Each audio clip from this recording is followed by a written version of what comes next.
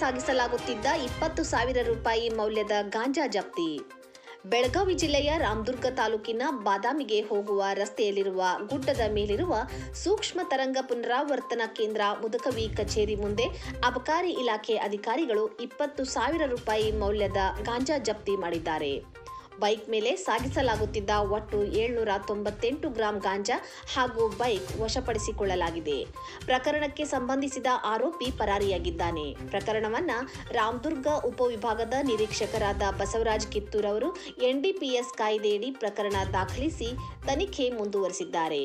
ಈ ದಾಳಿಯಲ್ಲಿ ಅಬಕಾರಿ ಉಪ ಅಧೀಕ್ಷಕರಾದ ಶಂಕರಗೌಡ ಪಾಟೀಲ್ ಹಾಗೂ ಅಬಕಾರಿ ನಿರೀಕ್ಷಕರಾದ ಬಸವರಾಜ್ ಕಿತ್ತೂರ್ ಹಾಗೂ ಅಬಕಾರಿ ಸಿಬ್ಬಂದಿಯಾದ ಮಂಜುನಾಥ್ ಶೀಗಿಹಳ್ಳಿ, ಅಬಕಾರಿ ವಾಹನ ಚಾಲಕರಾದ ಶಾನೂರ ಜಮಾದಾರ್ ಪಾಲ್ಗೊಂಡಿದ್ದರು.